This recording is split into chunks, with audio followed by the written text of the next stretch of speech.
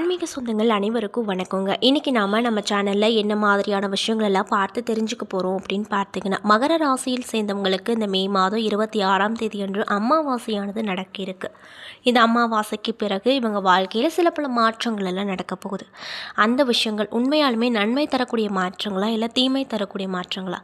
தீமை தரக்கூடிய மாற்றமாக இருந்தால் அதிலிருந்து விடுபட என்ன மாதிரி விஷயங்களை நீங்கள் பரிகாரங்கள் மாதிரி பண்ணணும் அப்படிங்கிறத பற்றியும், நன்மை தரக்கூடிய விஷயங்களாக இருந்தால் அது என்னென்ன விஷயங்கள் அப்படிங்கிறத பற்றி இருந்தாங்க நான் இன்றைக்கி உங்கள்கிட்ட இந்த வீடியோ பதிவின் மூலிமா முழுசாக சொல்ல போகிறேன்.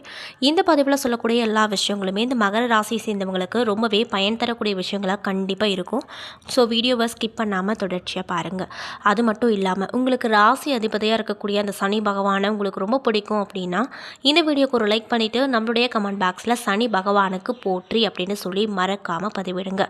இந்த சமயத்தில் நீங்கள் அந்த சனி பகவானை நினைத்து இப்படி ஒரு விஷயம் பண்ணும்போது கண்டிப்பாக நீங்கள் என்ன விஷயம்லாம் நடக்கணும்னு நினைக்கிறீங்களோ அந்த விஷயங்கள் அனைத்தையுமே உங்களுடைய ராசியாதிபதி கூடிய விரைவில் நடத்தி கொடுப்பாரு. ஸோ நம்பிக்கையோடு இந்த ஒரு விஷயத்தை பண்ணி பாருங்கள்.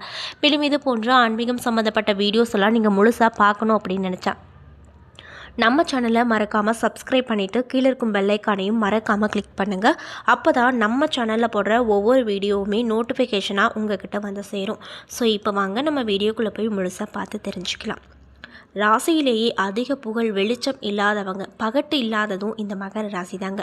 ஆட்டு தலையையும் மீன் போன்ற உடல் அமைப்பு கொண்டது தான் இந்த மகர ராசி. மகர ராசி ஒரு நில ராசி. இவர்கள் இதர நிலை ராசிகளான ரிஷபம் மற்றும் கன்னியோடு பொருந்துவாங்க. இவர்களை போன்ற சூழ்நிலைக்கேற்ப பொருந்து போகக்கூடிய சகிப்புத்தன்மை நிறைந்த மனிதர்களை வேறெங்கும் பார்க்கவே முடியாது அப்படின்னு சொல்கிறாங்க. அது மட்டும் இல்லாமல் இவங்க அந்தந்த சூழ்நிலைக்கு தகுந்தாற் போல் தங்களை மாற்றிக்கொள்ளக்கூடிய ஆற்றல் கொண்டவங்களாக இருப்பாங்க. அது மட்டும் இல்லாமல் மகரம் அப்படிங்கிறது கடல் வீடு அப்படின்னு சொல்கிறாங்க. கடலின் அலைகள் எப்படி அடுத்தடுத்து வந்து கொண்டு இருக்கவோ அப்படியே இவர்களுடைய மனதில் புது புது எண்ணங்கள் தோன்றிக்கொண்டே இருக்கும் அப்படின்னு சொல்கிறாங்க.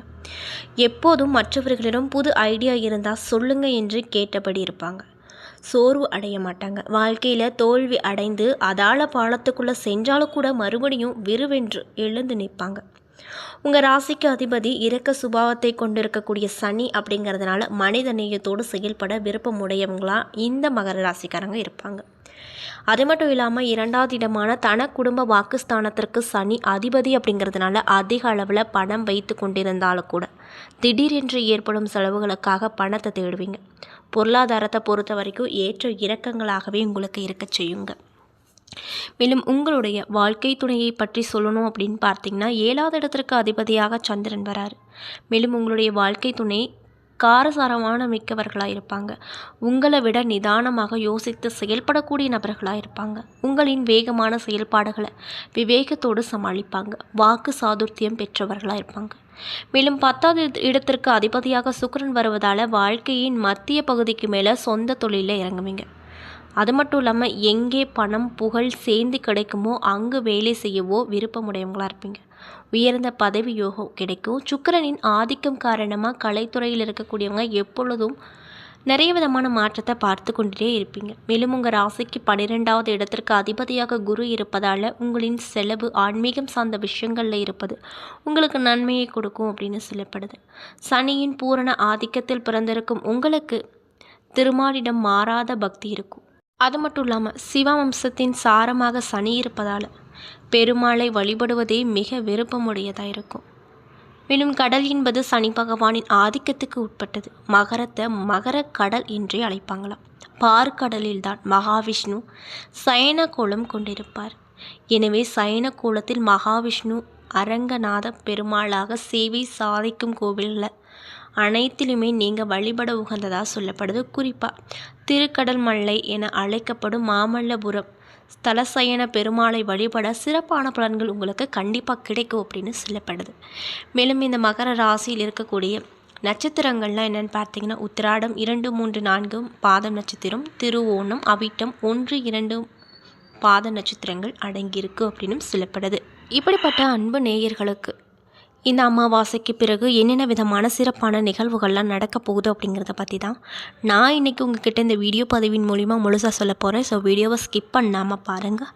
மேலும் மகர ராசிக்காரங்க யாராவது இந்த பதிவை பார்த்துட்ருக்கீங்க அப்படின்னா நான் சொன்ன விஷயம்லாம் உங்களுக்கு கரெக்டாக இருந்துச்சுன்னா நம்மளுடைய கமெண்ட் பாக்ஸில் எஸ் அப்படின்னு சொல்லி மறக்காமல் பதிவிடுங்க. ஸோ இப்போ வாங்க நம்ம வீடியோக்குள்ளே போய் முழுசாக பார்த்து தெரிஞ்சுக்கலாம். மகர ராசியில் இருக்கக்கூடிய உத்திராடம் 2, 3, 4 பாத நட்சத்திர அன்பர்களுக்கு இந்த காலகட்டம் எப்படி இருக்கும் அப்படின்னு பார்த்தீங்கன்னா, இதுவரை எல்லாமே நன்றாக போனது, இனி எப்படி இருக்கும் அப்படின்ற கேள்வி இப்பொழுது உங்கள் மனதில் இருக்கும். கிரகங்கள் ஒரு நேரத்தில் ஒவ்வொரு விதமான யோகமான பலன்களையும் அதற்கு பின்னர் அதில் மாற்றங்களையும் வழங்குவார். எதிலும் நிலையானது அல்ல என்பதற்கு கிரகங்களே காரணம். வாழ்க்கையில் நம் உணர்வதற்கு நமக்கேற்ப போல பிரச்சனைகள் தான் அடிப்படையாக இருக்குது. அதன் ரீதியாக இந்த காலகட்டம் அப்படிங்கிறது சூரியன் 5வது இடத்துல சஞ்சரிப்பதால் குடும்பத்தில் ஏதேனும் குழப்பம் வரும், மனதில் இனம் புரியாத பயம் வரும், பிள்ளைகளால் தொல்லை ஏற்படும், பூர்வீக சொத்தில் பிரச்சனை வரும், உடல் நிலையில் பாதிப்பு ஏற்படுங்க. வியாபாரத்தை பொறுத்த வரைக்கும் நெருக்கடி என்று ஏதாவது ஒரு பாதிப்பு ஏற்பட்டு கொண்டே இருக்கும். இதனால் எளிதாக நடந்து வந்த வேலை கூட இப்பொழுது இழுபறியாகும். ஒவ்வொரு வேலைக்காகவும் போராடி முடிக்க வேண்டிய நிலை உண்டாகும். உத்தியோகத்தில் உழைப்பு அதிகரிக்கும். மனதில் நிம்மதி என்பது இல்லாமல் போகும். என்றாலும் கூட மாதம் முழுவதுமே சுக்கிரன் சாதகமாக சஞ்சரிப்பதால் உங்கள் வாழ்க்கை அப்படிங்கிறது நகரும். செலவிற்கு தேவையான வருவாய் வந்து கொண்டே இருக்கும். மேலும் உறவினர்கள் உதவி அப்படிங்கிறது இந்த காலகட்டத்தில் கண்டிப்பாக கிடைக்கும். ஜூன் 2 முதல் புதன் சாதகமாக சஞ்சரிப்பதால் பாதகமான நேரத்திலும் சாதகமான பலன்களை நீங்கள் கண்டிப்பாக பெறுவீங்க அப்படின்னு சொல்லப்படுதுங்க. அது மட்டும் இல்லாமல் புதிய இடம் வீடு வாங்கும் மேற்கொள்ளும் முயற்சியில் இருக்கீங்க அப்படின்னா அதில் வெற்றி கிடைக்கும். தொழிலை விரிவு செய்வதற்காக எதிர்பார்த்த பணம் உதவி இப்பொழுது உங்கள் கைக்கு வந்து சேரும். மேலும் உங்களுக்கு சந்திராஷ்டம தினங்கள் ஜூன் 1, 2. அதிர்ஷ்டம் தரக்கூடிய நாட்கள் மே 26, 28. செய்ய வேண்டிய பரிகாரம் நெல்லையப்பரை வழிபட்டு வர நன்மை கிடைக்கும். மேலும் திருவோணம் நட்சத்திர அன்பர்களுக்கு இந்த காலகட்டம் எப்படி இருக்கும் அப்படின்னு பார்த்தீங்கன்னா, ஒவ்வொரு வேலையும் சிரமப்பட்டு முடிக்க வேண்டியதாக இருக்கும். தேவையற்ற நெருக்கடி, வீண் பிரச்சனை, எதிர்பாராத சங்கடம் என உங்களை வாட்டி வதைக்கும். தன குடும்ப வாக்குஸ்தானத்தில் சஞ்சரிக்கும் ராகு எதிர்ப்புகளை கொண்டு வருவார். குடும்பத்திற்கு நிம்மதியற்ற நிலை இருக்கும். இன்னும் சிலருக்கு தவறான வழியில் சென்று சட்ட சிக்கல்களுக்கு ஆளாக வேண்டிய சூழ்நிலை ஏற்பட போகுது. அதனால் பார்த்து கவனமாயிருங்க. அஷ்டமஸ்தானத்தில் கேது சஞ்சரிப்பதால் உடல் நிலையில் ஒன்றொன்றும் விட்டு என்று ஏதேனும் ஒரு பாதிப்பு வந்து கொண்டே இருக்கும். மருத்துவ செலவு அதிகரிக்கும். இன்னும் சிலருக்கு எதிர்பாலினத்தாரால் அவமானம் வரக்கூடும். மேலும் ஜூன் மாதம் 8 முதல் செவ்வாயும் அஷ்டமஸ்தானத்தில் சஞ்சரிப்பதால் விழிப்புணர்வோடு செயல்படுவது நல்லது.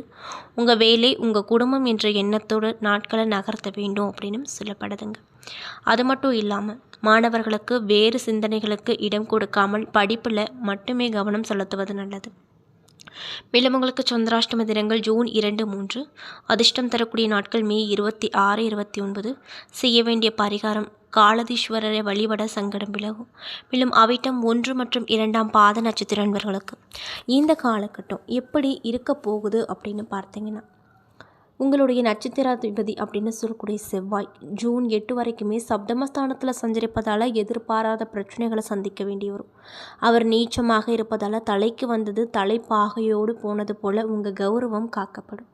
அஷ்டமஸ்தானத்தில் சஞ்சரிக்கும் கேதுவோடு ஜூன் 8 முதல் செவ்வாய் இணைவதால் உடல்நிலையில் எதிர்பாராத சங்கடம் உண்டாகும்.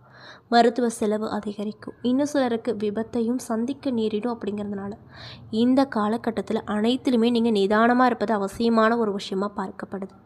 தன குடும்ப வாக்குஸ்தானத்தில் சஞ்சரிக்கும் ராகு குடும்பத்திற்குள் குழப்பத்தை ஏற்படுத்துவார். வார்த்தைகளில் பிரச்சனையும் எதிர்பார்ப்புகளையும் வார்த்தைகளில் பிரச்சனை ஏற்படுத்துவார். அதனால் இந்த காலகட்டத்தில் வார்த்தைகளில் நீங்கள் ரொம்ப கவனமாக இருக்கணும்.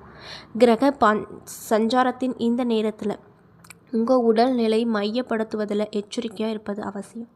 பரம்பரை நோய், தொற்று நோய் என்று இன்னும் சிலருக்கு பாதிப்பினை அதிகரிக்கக்கூடும். இன்னும் சிலருக்கு அவமானங்களுக்கு ஆளாக நேரிடும். எதை செய்ய முடியாத அளவுக்கு சூழ்நிலை உங்களை எதிராக மாறும். மேலும் இந்த நேரத்தில் எதிரிகளின் கை ஓங்கும் என்பதால் உத்தியோகத்தில் இருக்கக்கூடியவங்க அனைவரையும் அனுசரித்து செல்வது நல்லது அப்படின்னு சொல்லப்படுதுங்க. மேலும் உங்களுக்கு சந்திராஷ்டம தினங்கள் ஜூன் 4. அதிர்ஷ்டம் தரக்கூடிய தினங்கள் மே 26, 27. செய்ய வேண்டிய பரிகாரம் முருகப்பெருமான வழிபட்டு வர வாழ்க்கையில் வளம் உண்டாகும் அப்படின்னு சொல்கிறாங்க. என்ன நண்பர்களே, இந்த பதிவின் மூலிமா மகர ராசியை சேர்ந்தவங்களுக்கு இந்த மே மாதம் 26க்கு பிறகு என்னென்ன விதமான சிறப்பான பலனெல்லாம் நீங்கள் பெற போகிறீங்க, என்னென்ன விஷயத்தில் நீங்கள் கவனமாக இருக்கணும், என்னென்ன விஷயங்கள்லாம் பண்ணணும் பண்ணக்கூடாது அப்படிங்கிறத பற்றியும் நான் இன்றைக்கி இந்த வீடியோ பதிவின் மூலிமா முழுசாக உங்ககிட்ட சொல்லியிருப்பேன். ஸோ முக்கியமாக நீங்கள் இந்த காலகட்டத்தில் ரொம்ப கவனமாக இருக்கணும். அதனால் பார்த்து கவனமாக இருங்க. எந்த விஷயமா இருந்தாலும் பொறுமையாக செய்யுங்க. வாகனங்களை பயன்படுத்தும் போது ரொம்ப கவனமாக இருங்க. அது மட்டும் இல்லாமல் பணம் சார்ந்த விஷயத்துலேயும் கவனமாக இருங்க. வார்த்தைகளில் கவனமாக இருங்க. முக்கியமாக இந்த அமாவாசைக்கு பிறகு மகர ராசி என்பவர்கள் ரொம்ப கவனமாக இருக்கணும் அப்படின்னு சொல்கிறாங்க. ஸோ பார்த்து கவனமாக இருங்க.